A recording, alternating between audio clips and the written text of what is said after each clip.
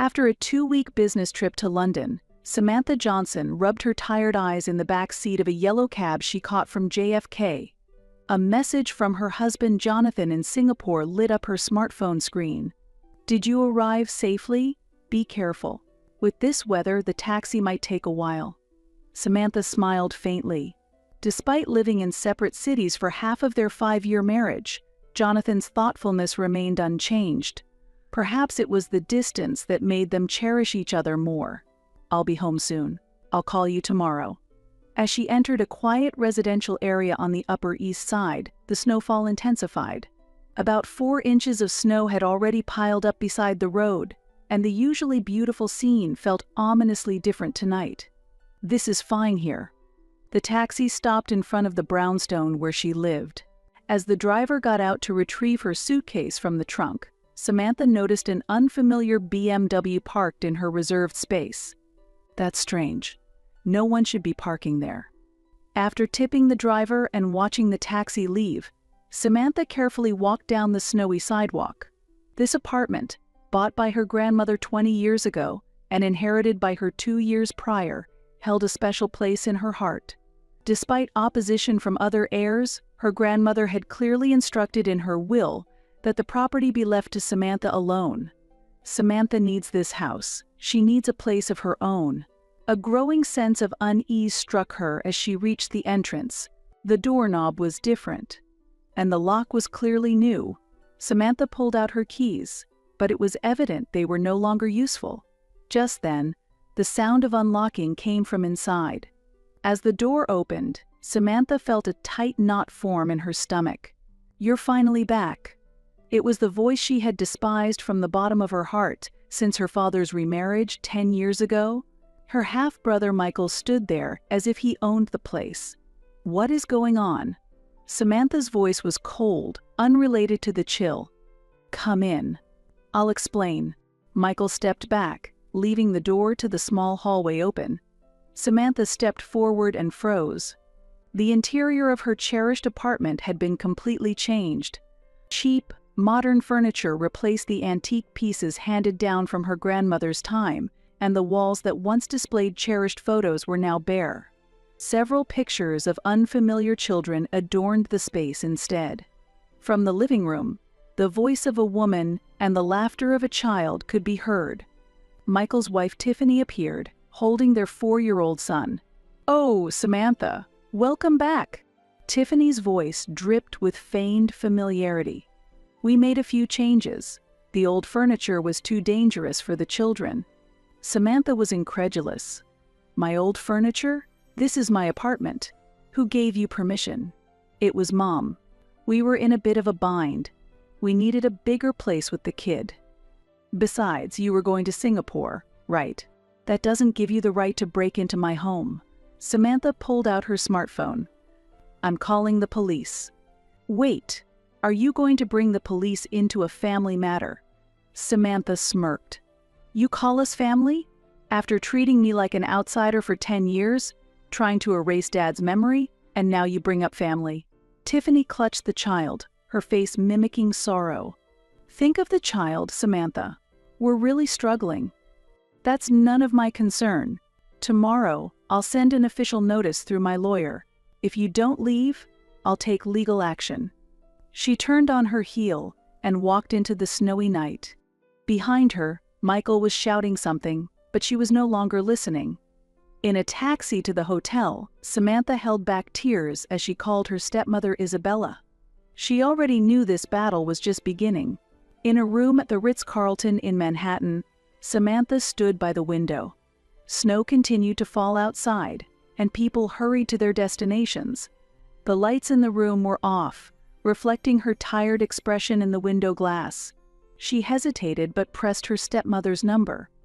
After 3 rings, Isabella's voice came through. "Well, Samantha, I finally hear from you." The usual feigned affection was evident in her voice. Samantha felt anger swell within her. "Explain, Isabella. Why are Michael and Tiffany in my apartment?" "Samantha, stop with the hostile attitude," Isabella scolded. "If your father were here, he would have wanted you to help the family. Don't bring Dad into this." Ever since he passed away, you've been trying to push me out of the family. Now you're talking about family." A moment of silence. Samantha could hear Isabella sighing on the other end of the phone. "You always act like the victim, Samantha. But think about it. Michael lost his job. Why didn't you tell me? Why did you let them into my apartment without consulting me?" "Oh, I did contact you. I left a voicemail and sent an email, but as usual, you didn't reply." Samantha checked her email. There was indeed a message from Isabella, but the subject was vague. About family matters. She hadn't even opened it. "And you're going to Singapore, right? I heard you're starting a new life there with Jonathan. It would be a waste to leave the apartment empty." "Who told you that?" "Michael. He spoke to your assistant." "My assistant? Who gave them permission?" Well, Isabella said hastily. "Don't get angry over such trivial things. What's important is what we do about the situation now. Michael and his family have children. Do you want to leave them out on the streets in New York winter?" Samantha took a deep breath. She could clearly sense the manipulation behind Isabella's words. "It wouldn't be my fault, even if that happens. It's not my concern if Michael lost his job or couldn't pay rent. Those are the consequences of their choices." How cold-hearted. "Is this what your father taught you? I don't remember raising a daughter who would abandon her family." "Now you're talking about values." Samantha chuckled bitterly. "Have you forgotten what you did after Dad died? Removing Dad's pictures, turning his study into your yoga room, trying to erase his memory.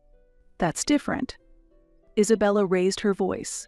"I was just trying to move on. But you're always trapped in the past." "That's enough."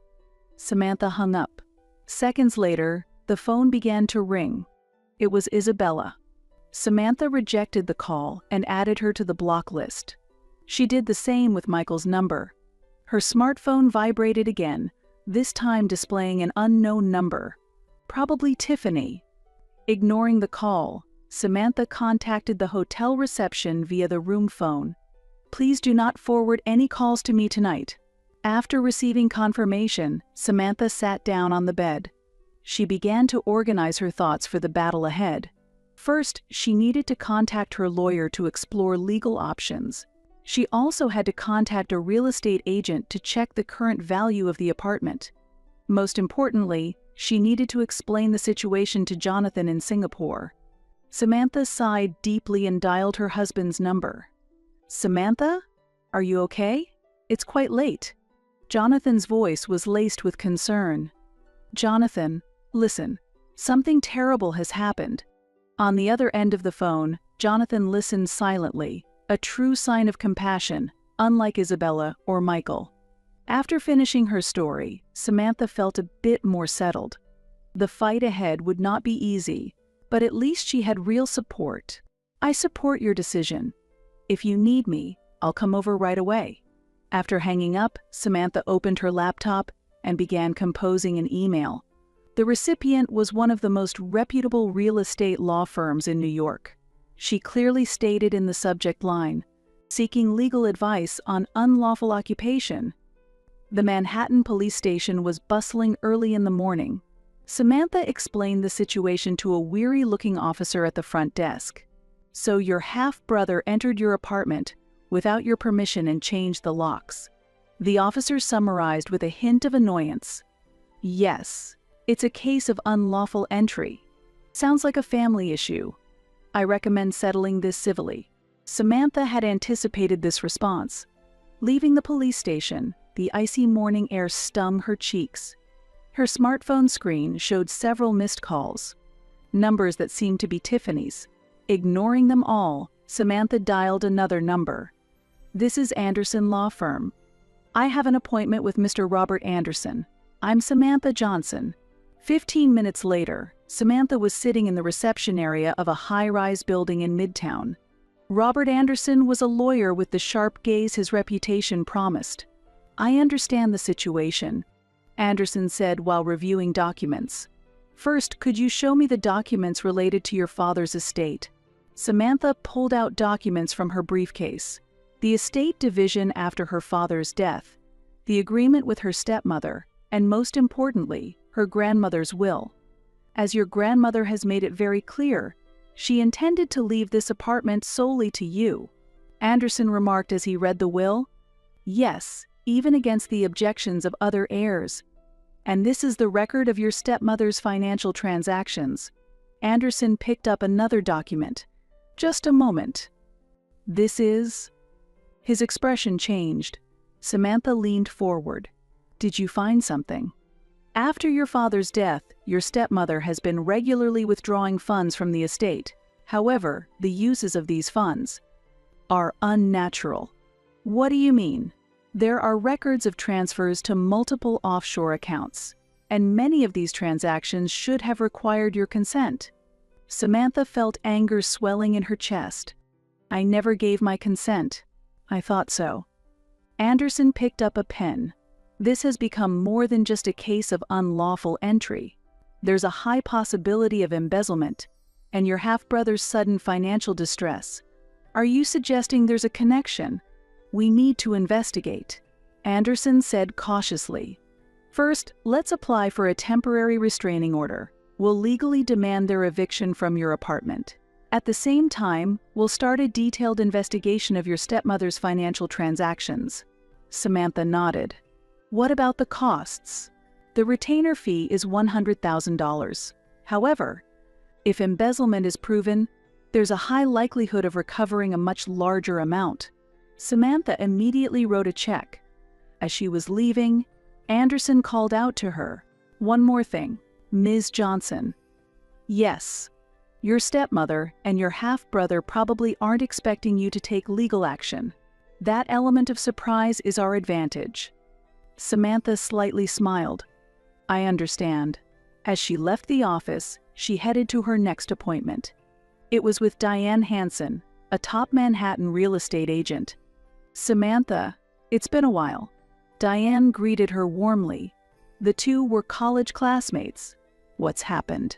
You made such a sudden appointment. Samantha briefly explained the situation.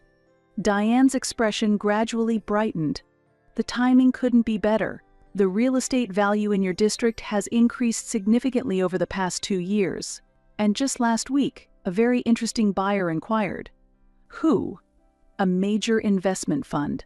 They're actively buying properties in the area. Even if your apartment is priced above market value, they would be happy to buy it. Samantha took a deep breath. Start the selling process. What about the current residents? They'll be evicted soon. Legal proceedings have already started. Late that afternoon, Samantha was in her hotel room, video calling Jonathan in Singapore. I think you're making the right decision. Jonathan's voice conveyed conviction. Yes, this time I'll fight. After hanging up, a new message arrived. It was from Anderson Law Firm. We found additional information regarding your stepmother's financial transactions. Can we meet first thing tomorrow morning? These are significant findings. Samantha replied and lay down on the bed. The next day, the real battle would begin. She just needed to rest well to prepare. Outside the window, the snow began to fall again. But this time, the scene felt less ominous. Instead, there was a refreshing sense of purification. The conference room at Anderson Law Firm was still dimly lit, except for the windows where the morning sun streamed in. Samantha sat at the large conference table, staring at the mountain of documents spread out before her. These are the complete records of your stepmother's financial transactions, Anderson said in a grave tone. We've investigated everything over the past 5 years. After your father's death, Isabella moved funds systematically. It started with small amounts but gradually increased. How much in total? Samantha's voice trembled. Over $2 million. Most of that money was moved without your consent. Interestingly, some of those funds flowed into Michael's personal account. Samantha gasped. Was Michael involved? Likely. His unemployment seems to have been due to embezzlement discovered at his company. We confirmed this with his former employer. A moment of silence dominated the room. Samantha gazed out the window, gathering her thoughts. What do you want to do? Anderson asked quietly. Samantha took a deep breath and resolved herself. I want everything to come to light, including the criminal charges. Understood. Let's start with the unlawful occupation. We have prepared new keys. An hour later, Samantha stood in front of her apartment. While waiting for the locksmith to finish installing the new locks, she made a final check on her phone. Everything is ready. Anderson's assistant informed her over the phone. The police are also on standby in case of any issues. Once the lock installation was complete, Samantha opened the door with her new keys. The sound of a television came from the living room. "Leave," Samantha said calmly. Michael and Tiffany turned around in surprise. "What?" Michael stood up. "How did you get in? This is my house. You have 1 week to leave. If you don't, I will take legal action." "That's impossible," Tiffany exclaimed. "We have children." "That's not all. Tiffany, did you know your husband was fired for embezzling at his company?" Michael's face was drained of color. "What are you?" "And that Isabella has embezzled over $2 million from Dad's estate. Some of that money went into your account." "That's a lie." Michael raised his voice. "I have all the evidence. Bank records, transaction histories, everything." Tiffany stared at Michael. Her expression slowly changed. "Michael, is this true?" "Tiffany, it's not what it looks like." "Is it true? Did you really embezzle?" Samantha silently observed their exchange. Doubt and anger mixed on Tiffany's face. "I'm taking the kids and going back to my parents' house. I can't stay with a liar." "Wait, Tiffany." But she was already heading to the children's room. The sound of packing began. Michael glared at Samantha. "What have you done?" "I just told her the truth. The truth about what you and Isabella have been doing." "Come on, give me some more time." 1 week, no more. "But..." "And Isabella will be arrested tomorrow." "For embezzlement." Michael's face went pale. "Arrested?" "Yes. The prosecution has already started moving. You'll likely be interrogated as an accomplice." At that moment, Tiffany returned, carrying a child and a small bag over her shoulder. "I called my parents. They're coming to pick us up." "Tiffany, let me explain." "Enough is enough. Goodbye, Michael." Samantha silently observed the exchange between the two. After Tiffany left with the children, a heavy silence filled the room. "Leave. Within a week. If you're not out by then, I'll call the police."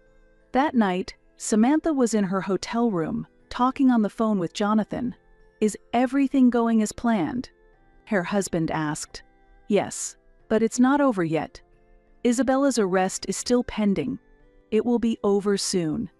Outside the window, the Manhattan skyline sparkled. Samantha sighed deeply. Indeed, this was the beginning of the end.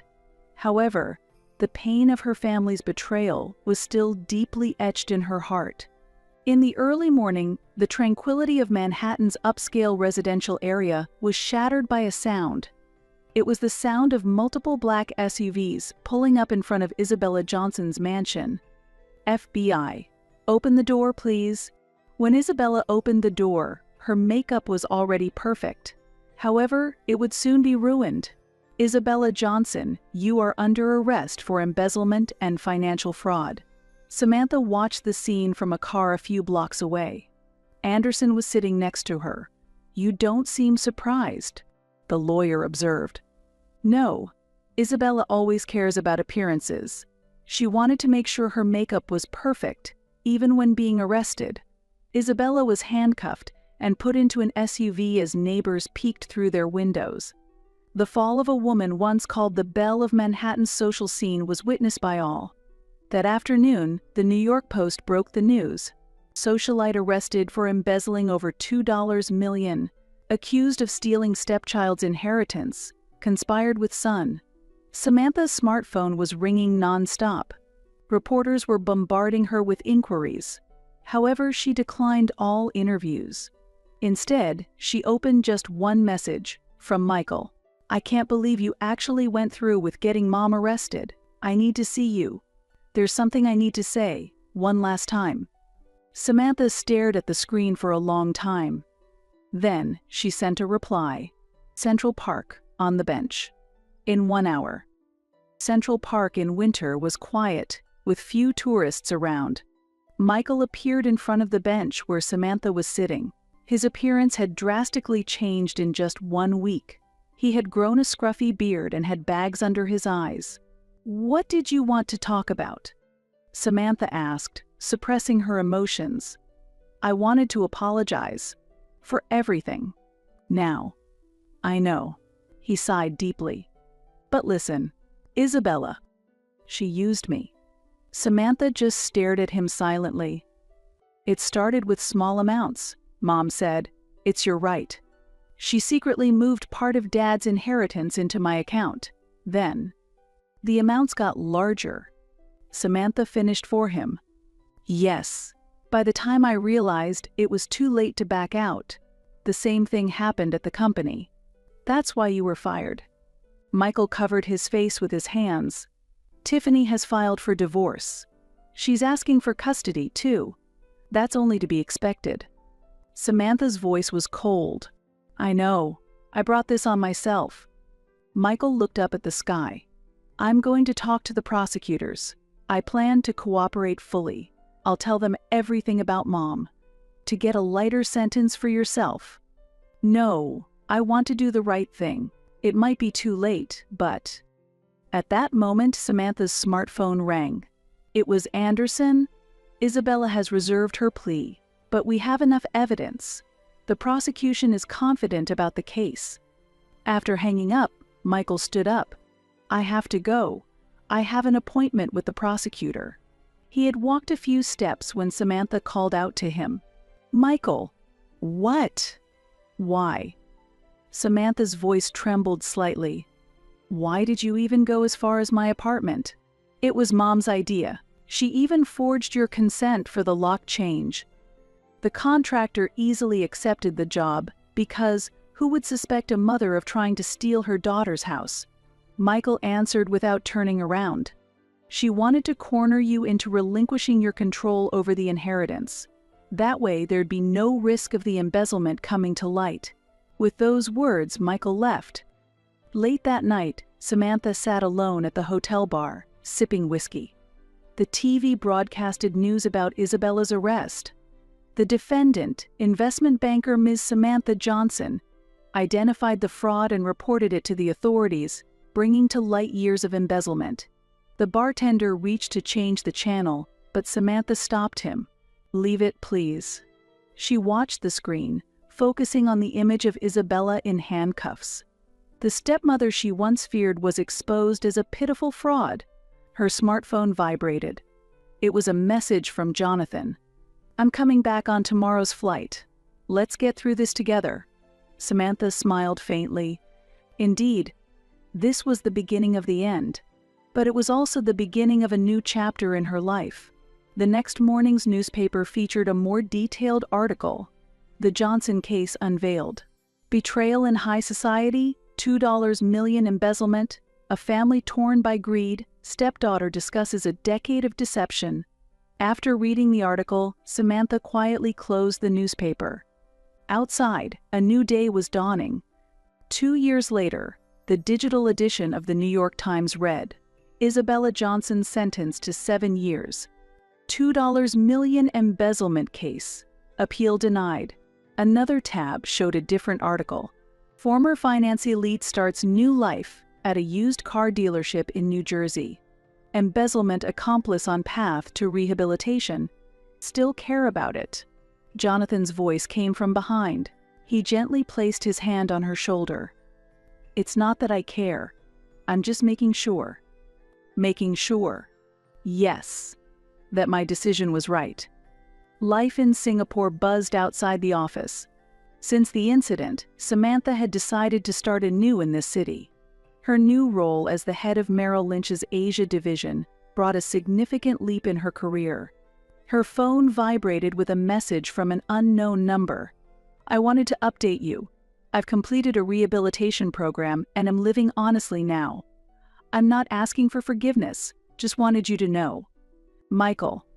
Samantha stared at the screen for a long time. "Going to reply?" Jonathan asked. "No. That chapter is over."